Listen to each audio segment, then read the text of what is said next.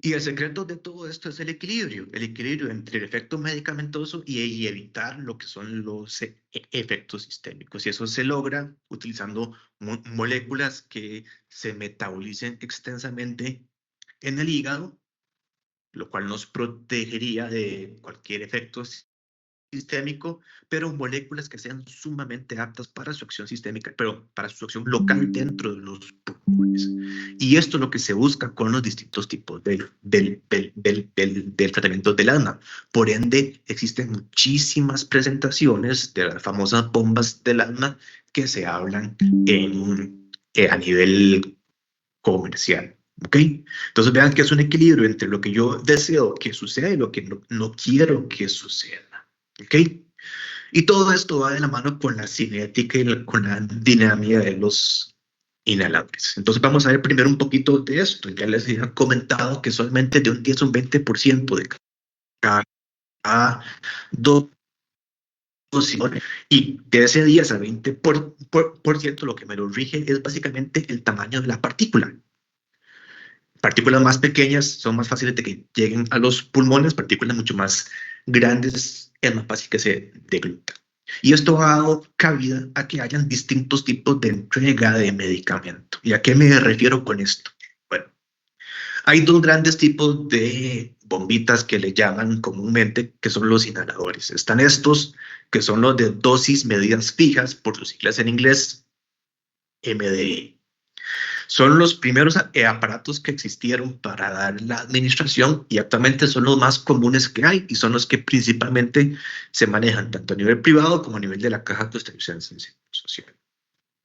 Los inhaladores o las bombas de MDI requieren sí o sí que haya un agente propelente, que es prácticamente un gas inerte que está dentro del cilindrito, que es este que está acá, que permite que cada vez que ustedes lo presionen, alguna cantidad medida de la dosis. Y son de tamaño suficiente que las dosis pueden, digo, que el contenedor puede tener de 50 a 200 dosis por vial. ¿De qué medicamento? De varios, ya sea de un broncodilatador tipo adrenérgico, de un broncodilatador tipo antimuscarínico o inclusive del control, del medicamento control del asma, que son los esteroides inhalados.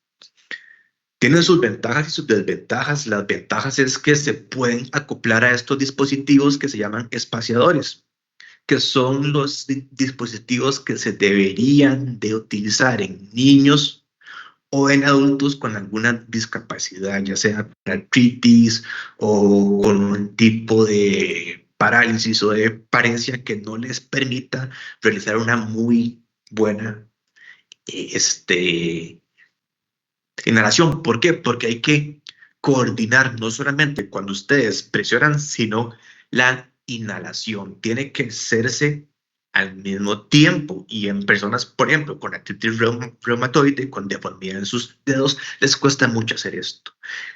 El espaciador lo que permite es que la dosis sea administrada y que el paciente respire normalmente por esta boquilla o se le pueda colocar una mascarilla para los niños. Entonces, esa es una ventaja que tienen los inhaladores tipo MDI. En el otro lado del espectro están los inhaladores de polvo seco. Estos son los famosos Cereti Discus, Symbicort, etcétera, etcétera, que básicamente lo que son es simplemente el polvo seco micronizado dentro de este dispositivo y que la gente que hace que el medicamento pase del dispositivo a los pulmones es el propio esfuerzo del paciente. ¿Qué significa eso? Que yo tengo que tener la suficiente capacidad pulmonar para expirar y luego realizar una inspiración fuerte que me arrastre el polvo del medicamento que está acá hacia mis pulmones. ¿Cuál es la desventaja de esto? Que no se permite que haya un adecuado acoplamiento con los espaciadores. ¿Por qué? Porque el espaciador depende de que el medicamento tenga un propelente. Y también claramente no es apto para niños pequeños o personas con EPOC, por ejemplo, muy avanzado, con algún tipo de enfermedad restrictiva del pulmón que no les permite expandir tan fácilmente, porque se necesita hacer una inhalación profunda. Estos son los dispositivos que se usan de forma ambulatoria o en la casa de cada paciente. ¿Por qué? Porque todos sabemos que también existen los nebulizadores. Y para continuar con esta misma línea, hay dos tipos de nebulizadores y estos se usan principalmente en los hospitales, clínicas o si el paciente tiene un tipo de asma un poco más complicada. Hay dos tipos, son el nebulizador de jet y el ultrasónico. ¿Sí? Bueno, supongo que será activo. Eh, los nebulizadores de tipo JET permiten una mayor entrega del medicamento porque hacen de uso del volumen tidal que se entrega al paciente. ¿Qué es esto? Y básicamente se conecta un gas acá que me arrastra el medicamento. Esto se coloca en la boca o en la mascarilla para que el paciente respire y eso entrega el medicamento activamente. O sea, siempre le va a llegar un volumen de gas, en este caso generalmente se usa oxígeno en los hospitales para entregar el medicamento.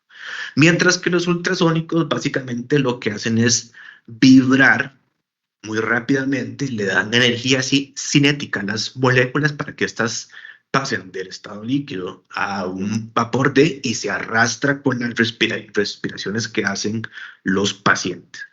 Se dice que se prefiere un poco más el nebulizador tipo ultrasónico en exacerbaciones de asma o en EPOC por el hecho de que permite que haya una difusión pasiva sin exacerbar lo que es la entrega de gases a los pacientes. Sin embargo, ambos se pueden usar indistintamente. Claramente los de jet son mucho más baratos que los tipo ultrasónicos y se usan en pediatría o en pacientes que no pueden utilizar ni los MDI ni los DPI y son los que se usan de manera primordial en emergencias. ¿Por qué? Porque permite que el paciente respire por sus propios medios sin que haya que coordinar la entrega o que tenga que forzar una inspiración. ¿De qué depende de esto? Inclusive depende de recursos del hospital, porque estudios recientes han demostrado que no hay diferencia que si yo uso lo que es un nebulizador o una bomba de inhalación en estado de emergencia. Entonces, realmente, si ustedes no tienen un nebulizador y el paciente puede utilizar un DPI o un MDI, se le puede dar. Porque honestamente un nebulizador es un poco incómodo tener una mascarilla, estar pegado a un equipo que es un escándalo. Y de ahí, siempre hay que pensar en la comodidad del paciente. Y dejo esta vía de última, ¿por qué? Porque la vía oral, si bien es cierto, es la vía más fisiológica para administrar un medicamento, en el asma no. En el término de broncodilatadores no. ¿Por qué?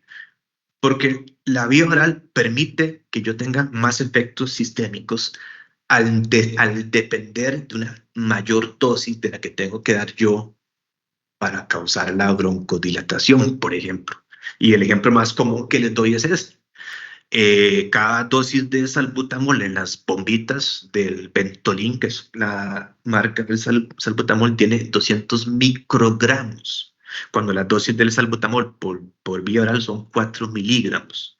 Son órdenes de magnitudes superiores, tengo efectos sistémicos y la verdad no es lo más ideal. ¿Por qué? Porque yo necesito que mi medicamento sea lo más efectivo posible con la menor cantidad de efectos adversos y lo más rápido que le actúe, especialmente si es una emergencia.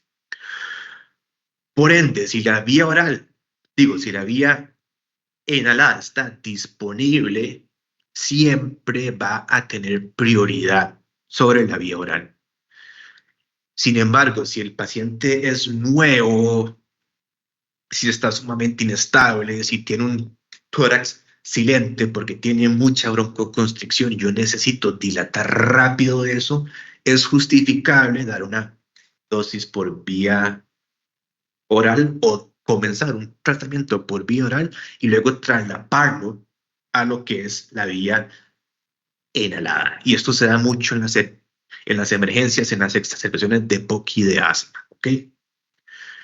Y necesitaba comentarles este tipo de introducción antes de ver los medicamentos para el asma. ¿Por qué? Porque hay muchas presentaciones, hay distintos tipos de usos, inclusive las dosis y la forma farmacéutica cambia según si usted lo da por vía oral, vía nebulizada o vía de inhalación. Entonces, teniendo esto en consideración, vamos a ver los medicamentos para el manejo del asma, broncodilatadores, vamos a ver los esteroides inhalados y cómo se clasifican. ¿Ok? Comencemos con la piedra angular del tratamiento del asma, que son los corticosteroides inhalados. Estos son la base de la terapia del tratamiento del asma. Y aquí soy sumamente tajante de que si ustedes tienen un paciente con asma que no está tomando corticosteroides inhalados, no tienen un paciente bien manejado. ¿Ok? Los corticosteroides son un grupo farmacológico sumamente especial porque tienen muchísimos usos, muchísimas funciones. Ellos son sumamente lipofílicos, son derivados del colesterol.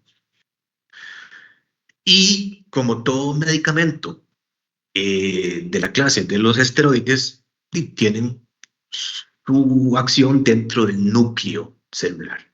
Sin embargo, los receptores de los glucocorticoides se encuentran en el citoplasma y para que hagan su efecto tienen que irse del citoplasma al núcleo y modificar la transcripción de proteínas.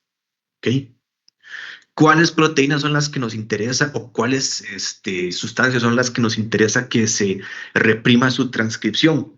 Todas aquellas que son inflamatorias, como el AP1 y el NF-kappa beta, que están muy de la mano con la fisiopatología del asma. Y sí, muy lindo hablarlo en estos globitos en la presentación, pero es más fácil de verla con un diagrama. Entonces vean que cualquier estímulo, especialmente tipo el de las interleucinas 1 beta y el IO, el factor de necrosis tumoral alfa, el AP1 y el NF-kappa beta, son estímulos inflamatorios que me van a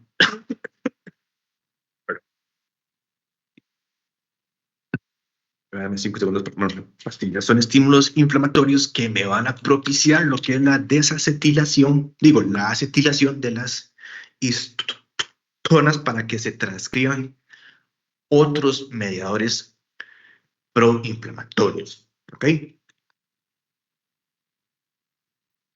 es lo que me hacen los esteroides o los corticosteroides más en específico? Bueno, como les dije, son muy lipofílicos, lo que implica que pueden cruzar fácilmente esta membrana celular, entran al citoplasma y se unen a esta molécula que es el GR, que es el receptor de glucocorticoides. Estos migran hasta el núcleo, se unen a su otro correceptor que es y se dimerizan, y lo que producen es que se impide la acetilación. ¿Y esto qué significa? Entonces, que no se traduzcan los genes para las sustancias proinflamatorias. Y muchas de estas sustancias proinflamatorias no solamente potencian la señal proinflamatoria, sino que pueden reclutar otras células y pueden también afectar las estructuras de los bronquios, por ejemplo. ¿Cuáles son los efectos de los glucocorticoides sobre las células de la inflamación? Los eosinófilos, linfocitos T, mastocitos, macrófagos y células dendríticas que vimos en un comienzo de esta presentación que tienen su incidencia sobre el asma. Bueno, disminuyen la eosinofilia, disminuyen la liberación de citocinas por parte de estas células, me disminuyen la cantidad de los mastocitos, me disminuyen la secreción de las citoquinas también en los macrófagos y me disminuyen la cantidad de células dendríticas. ¿En qué se traduce todo esto? En que se disminuye en la globalidad la respuesta inflamatoria y la continuación de esta respuesta inflamatoria dentro de las células leucocitarias. Por otro lado, en las células estructurales, al disminuir la síntesis de sustancias proinflamatorias, tenemos que se disminuye lo que es la fuga capilar de las células endoteliales, lo cual me reduce la cantidad de moco, la cantidad de edema, me aumenta lo que es la expresión de los receptores beta 2 en las células del músculo liso, lo cual me permite causar o lo que es la potenciación de la broncodilatación, tanto endógena como medicamentosa, y en las células que me secretan moco, me va a disminuir su secreción, y esto hace que yo tenga menos taponamiento de las vías aéreas y que tenga un mejor flujo, tanto de entrada como de salida de aire. Entonces vean que por eso es que es necesario entender que el tratamiento del asma es con esteroides, que los otros son para coadyuvar o para manejar exacerbaciones. ¿Cuál es el pequeño inconveniente con los esteroides? Que vean dónde es que funcionan en el núcleo celular. Me inhiben la síntesis de proteínas o de sus sustancias proinflamatorias. Entonces, ¿qué significa esto? Que una dosis de esteroide tarda aproximadamente de 6 a 7 horas en comenzar sus efectos. Por eso es que necesitamos de otros medicamentos como el salbutamol, como el ipratropio, para garantizar un buen flujo de aire mientras los esteroides producen sus efectos antiinflamatorios. ¿Ok? Como les dije antes, la mayoría de las dosis es deglutida, sin embargo, su efecto sistémico es bajo. ¿Por qué? Porque se han modificado las moléculas para que tengan un amplio efecto del primer paso. ¿Y qué significa que tengan un amplio efecto del primer paso? Bueno, implica que cuando ustedes se toman el medicamento, pasa por el estómago, llega al intestino y entra a circulación porta hepática, está claramente la vena porta, pasa por el hígado y el hígado metaboliza extensamente estos medicamentos. ¿Qué significa que tenga un amplio efecto del primer paso? Que el hígado metaboliza casi que todo el medicamento que es deglutido. Esto implica que tengo menos efectos sistémicos. ¿Ok? Muchas veces yo no deseo que esto suceda y lo que hago es dar un profármaco. Hay varios de estos medicamentos que son profármacos. ¿Qué significa esto? Es un medicamento que tiene que ser activado por el hígado.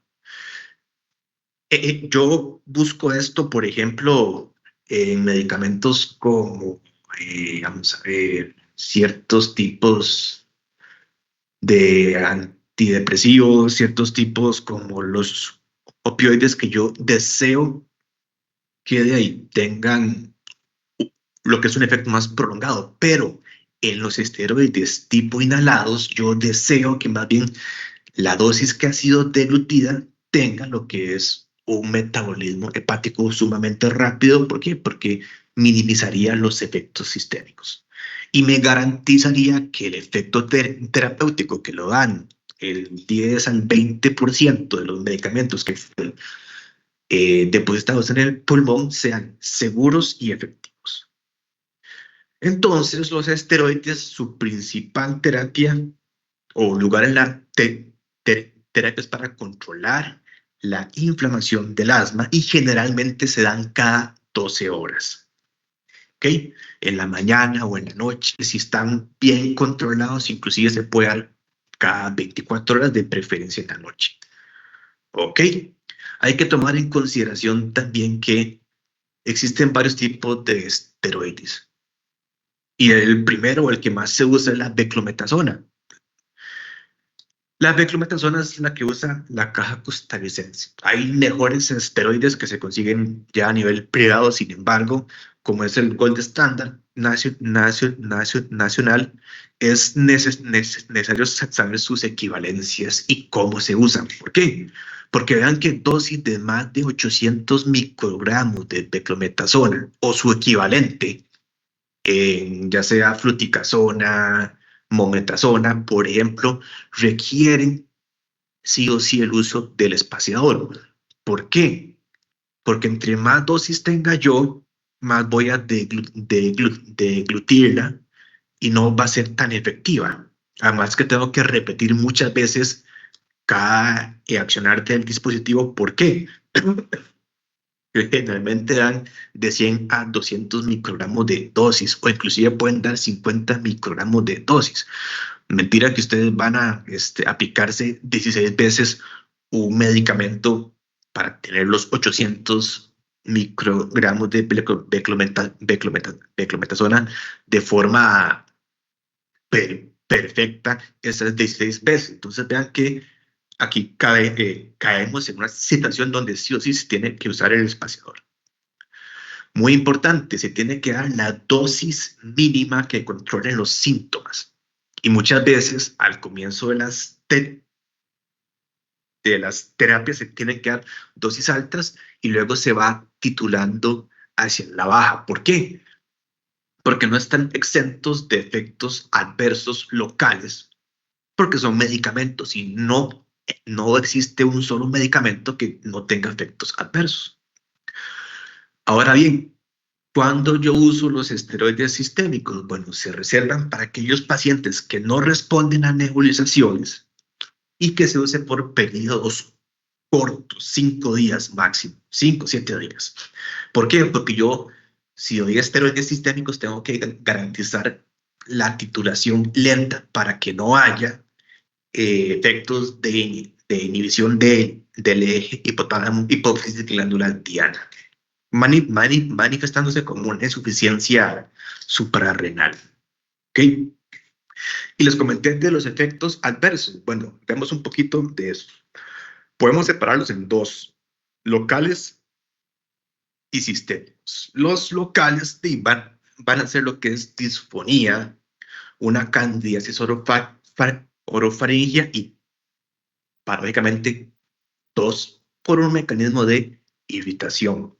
Por eso es importante, y esto es pregunta fija siempre, que un paciente cada vez que se aplique su dosis de esteroides se lave los dientes, porque le puede dar una candidiasis orofaringia, le puede dar caries dentales, le, muy feo andar con una candidiasis toda blanca en la boca, con los dientes todos podridos. ¿Okay? Por otro lado, si yo necesito dar por vía oral, recordar que tengo más efectos sistémicos. ¿Por qué? Porque se me va a inhibir el eje hipófisis, hipotálamo, glándula suprarrenal. Y de preferencia darlos en la mañana. ¿Por qué? Porque los esteroides causan insomnio.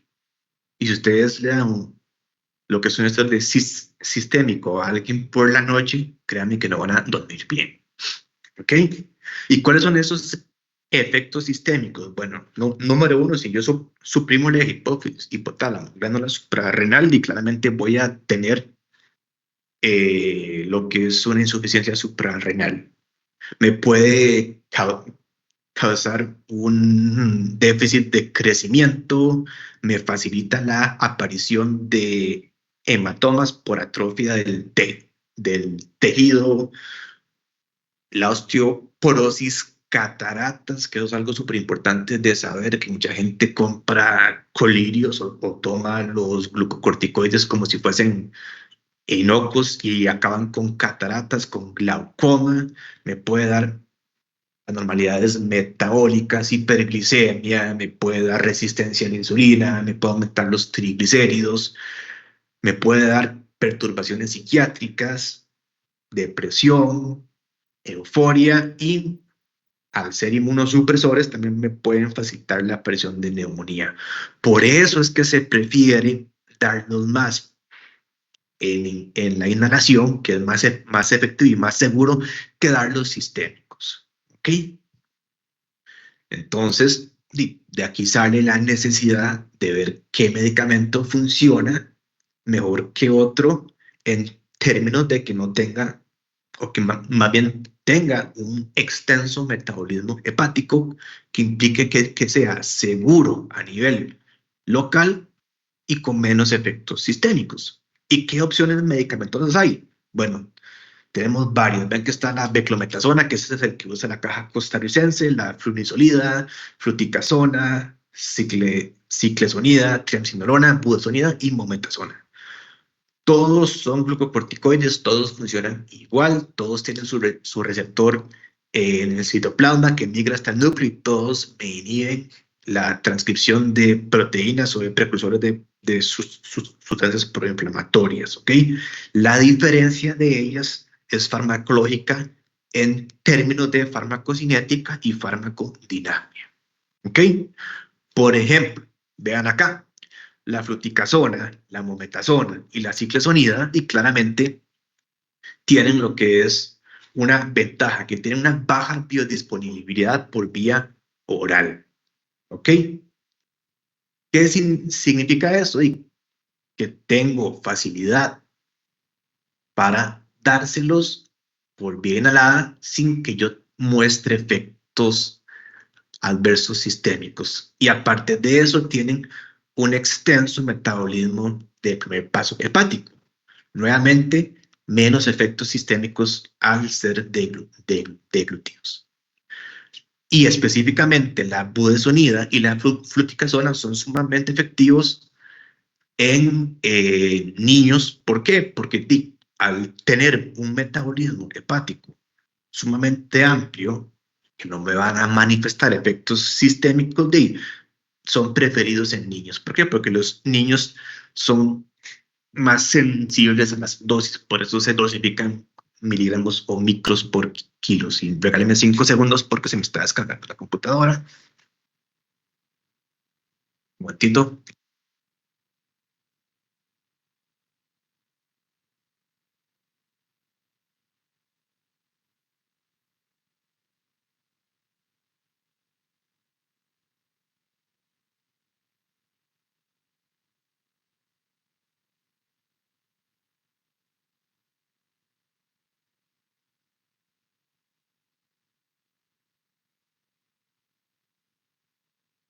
Listo. Ok. Muy importante, vean que claramente la inversión de las casas farmacéuticas hace que salgan nuevos esteroides con menos efectos adversos, pero tienen igual potencia antiinflamatoria. Entonces, lo más importante de esto, de esta sección, es que para tratar lo que es el asma, la piedra angular son los esteroides, que existen varias formas de dosificarlos por vía oral, no es la más ideal, no es lo mejor. Actúan a nivel del núcleo celular con su receptor en el citoplasma, que me inhiben la síntesis de ciertos factores proinflamatorios, que me disminuyen los números de células blancas proinflamatorias, las citoquinas, interleucinas, la expresión de receptores beta 2 en el músculo liso, y que me manejan lo que es el asma, que prefiero que tengan un extenso metabolismo del primer paso hepático, de preferencia esto en los niños para que tengan menos efectos sistémicos, y que es de utilizar en la vía oral, recordar los efectos sistémicos: candidiasis oral, inmunosupresión, cardías, estrías, inhibición de la hipófisis, hipotálamo glándula aldeana, etcétera, etcétera. Y muy importante, si lo usan por vía inhalada, tienen que lavarse los dientes. Eso no es o sea, eso es un absoluto. ¿Por qué? Porque se les pueden hacer caries dentales, se les puede hacer una candidiasis orofaringia y no es lo más ideal. ¿Okay? Por otro lado, tenemos los broncodilatadores. Estos yo los puedo clasificar en 3 grupos, sin embargo, uno de ellos ya no se usa. El primer grupo son estos, los beta 2 agonistas. Luego están los anticolinérgicos, y el que ya casi no se usa, la teofilina. La teofilina se usó por muchos años, sin embargo, En metaanálisis recientes y guías de manejo ya no se mencionan. ¿Por qué? Porque el riesgo no supera suficiente perdón, el beneficio no supera suficiente al riesgo que hay con su uso. Vamos a ver cada uno de estos, comenzando con los beta 2 agonistas. Son los broncodilatadores de elección, no solamente por su alta efectividad, sino por sus efectos adversos, que son mínimos si se utilizan bien. Hay muchas formas farmacéuticas, hay inhaladas por vía oral y los parenterales que casi no se usan, pero existen. ¿Ok? Nuevamente, como estamos comentando de asma, la vía de elección preferida es la inhalada. ¿Ok? ¿Cómo funcionan ellos? Bueno, y como son beta 2 agonistas, me activan el receptor beta 2. Recordemos que es un receptor acoplado a proteína G, tiene 7 dominios transmembrana, como todos los receptores acoplados a proteína G, que está acoplada a una proteína GS. Todos los betas están acoplados a una GS, todos. ¿Ok? Que cuando se me activa este receptor, se me separa la subunidad beta gamma de la alfa y me activa lo que es la adenilato ciclasa para que me sintetice más que me sintetice más AMP cíclico como segundo mensajero. ¿Ok? El AMP cíclico lo que me va a causar es la activación de la proteína sinasa tipo A, y esta me va a activar múltiples vías. Me aumenta la captación de calcio mediada por los canales de potasio, me disminuye lo que es la vía de la fosfolipasa C y el inositol trifosfato, lo cual me disminuye la actividad no solo del músculo liso, sino también de la secreción de otro tipo de sustancias. Me aumenta el intercambio sodio-calcio, al aumentarme la actividad de la bomba de sodio, calcio, ATPasa y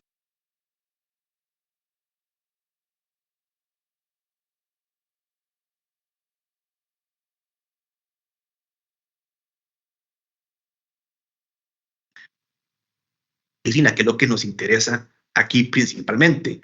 ¿Y por qué? Porque al activar esto, se me disminuye la fosforilación de la cadena ligera y me causa relajación muscular. Al causarme relajación del músculo liso, y claramente tengo broncodilatación. Y así es como funcionan los beta 2 agonistas. No solamente tienen estos efectos, sino que tienen otros efectos adicionales posibles que pueden ser beneficiosos a los pacientes. Por ejemplo, me previene la liberación de mediadores inflamatorios de los mastocitos. Esto se les conoce como efectos pleiotrópicos. ¿Ok?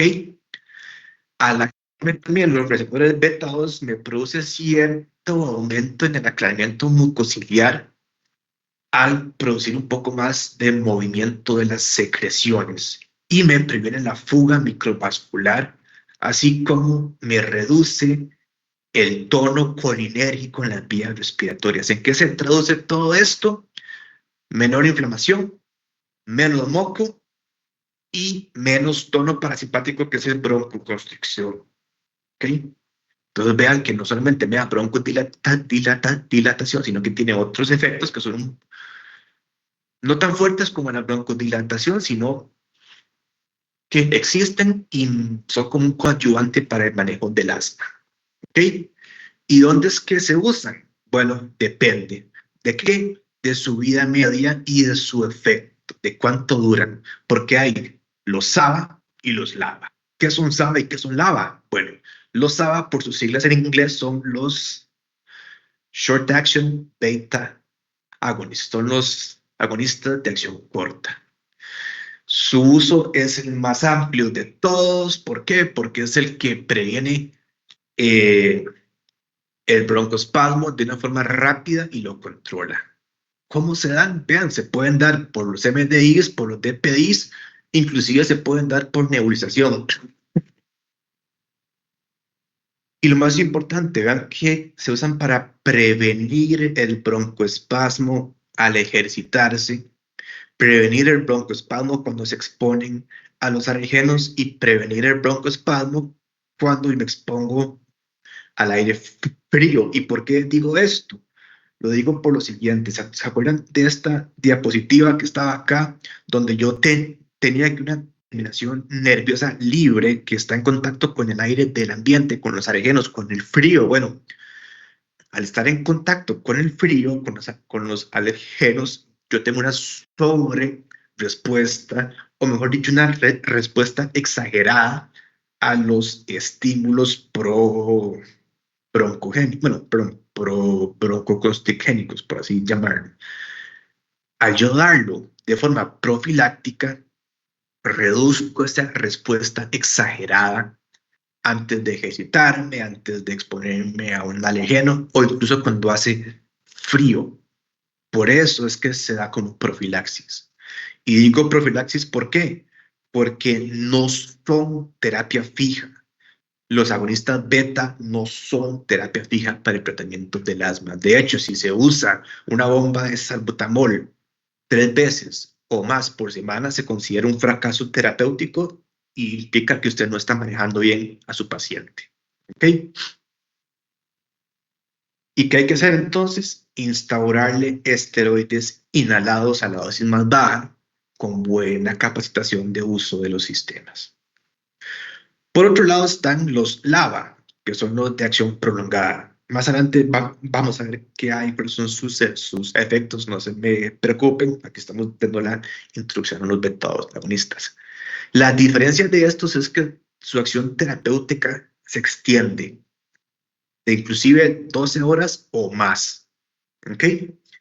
Se pueden usar en el asma, sí, sin embargo, su uso terapéutico principal es para el EPOC. ¿Ok?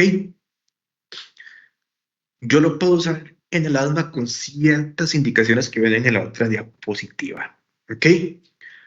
¿Cuál es la gracia de usar un lava? Bueno, depende. ¿Por qué? Porque yo muchas veces deseo tener un efecto prolongado. Sin embargo, generalmente los lava comienzan a actuar despacio, excepto uno de ellos, y es el formoterol.